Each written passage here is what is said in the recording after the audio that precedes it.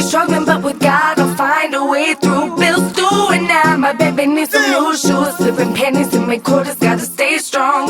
It's been nothing but hard living, still I hold on. If it wasn't for faith, I might have seen the end. If we don't change, our children suffer in the end. Flipping pennies in my quarters, gotta stay strong.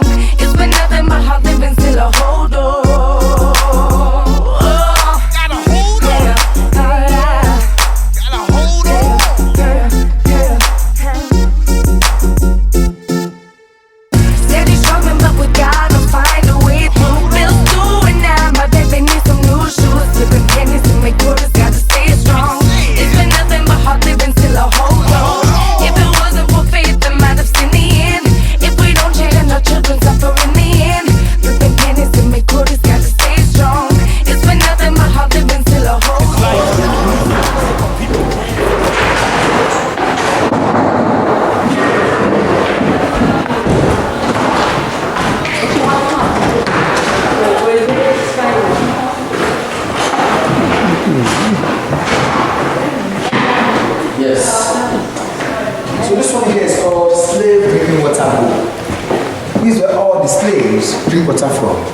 About 40 slaves, they surround this bowl once in a day and they put their mouth at the same time and drink water from the bowl. So once the water goes down, that's the end for the day. They are only allowed to drink water only in the afternoon. And they are with their hand? Yes. No, where they are working on the plantation, they remove their hand. Okay. When they are working on the plantation, they remove their hand. So they will be using their hand to work. So they put their mouth at the same time and drink water from the bowl. Once the water goes down, that's the end for the day. They drink water only in the afternoon and they also eat only in the afternoon, once in a day. And here you have the slave advertisements. The masters, they place adverts on their goods. Here you have Negroes for sale. And who are the Negroes? The blacks are the Negroes. And also they sell the slave at credit as private sale. And also they sell them as auction. The slave will be sold as auction on Tuesday, January 16. They will sell them out as auction. And you have some of the slaves, the domestic slaves, they are being forced to kill their children, so they'll be taking care of the master child. Like this one now, she's trying to breastfeed the master's daughter. You can see she's carrying a daughter on her lap, so she's trying to breastfeed them. Like planters' children, like Charlotte Middleton, shown with her nurse Lydia in 1857, often were attended by slaves who had been forced to give up their own children. So you have to force their children. We have been forced to give their children so that they can take care of the master child. And that's the replica of the slave ship. So here is the replica of the slave ship. Inside the ship you have two decks. You have the upper deck and the lower deck. The upper deck are meant for the masters, while the lower deck are meant for the slaves. The slaves be at the lower deck, lying down, facing up for 3 to 5 months. At the same point, they urinate and defecate there, and they die every day. The dead and the sick among them, they throw them inside the ocean for fish to eat.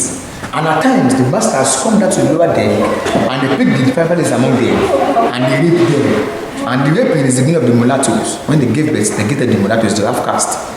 So the combination of white and black, that's where we get the mulattoes from. And here we have the two categories of slaves. Here we have two categories of slaves. You have domestic slaves and field slaves. Domestics, they work at home for their masters. And the field slave, they work on plantation for 18 hours. And they have only 15 minutes to eat and rest. So these are some of the domestic slaves that we have. But the male among them, they are being castrated. They castrate the male among them. So they do not have access to their wives or their daughters. And that one is called the killer dog.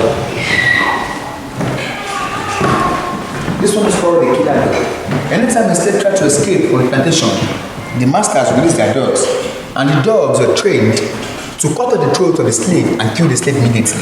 So if the slave kill the dogs, they release more dogs. And that one is called the gallows. They tie their hand on their wrists, hang them on a tree or on a ceiling, and they will die gradually. And at times they beat them in public with iron, nakedly until they died. And at times they cut off their head with an axe. It's also a punishment for the slave. And this is how they cover the mouth of the slave that's work on sugarcane plantation. Cover the mouth of the slave that's work on sugarcane plantation. So they know if from sugarcane they're planting, so they have to cover their mouth like this for 18 hours. So they remove the from the mouth twice in a day, in the afternoon and in the night. When they want to eat and when they're going back to their quarters at night. So that's where they are allowed to remove the from their mouth. And this is the picture of the first Storey building in Nigeria. built in 1845 by Reverend C.A. Noma.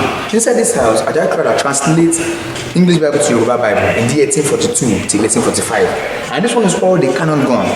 The one at the middle is Lesson of 100 slave, and this one for 40 slave. Why this one used to build this house in the 1863, and it's called iron corrugated sheet.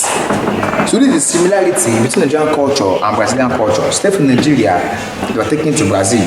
Here you have Shango in Nigeria, that's God of thunder and lightning, and because it's Zango in Brazil. In Nigeria you have Eshu, that's the devil, and they call it Ezu in Brazil. In Nigeria you have Shokon, that's the god of smallpox, and it's called Omolu in Brazil. In Nigeria you have Olokun devotee, and they have Olokun shrine in Brazil. And in Nigeria you have Yemonja, and they call it Lemaja in Brazil. Many cultures were taken to Brazil by the Yoruba state. And lastly you have the abolitionists.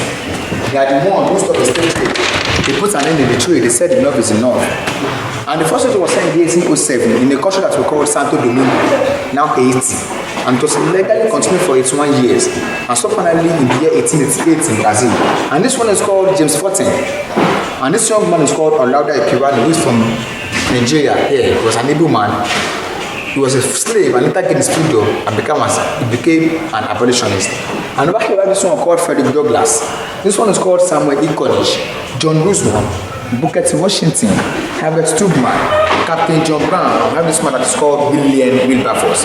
They are all abolitionists. And here we have a liberty ship.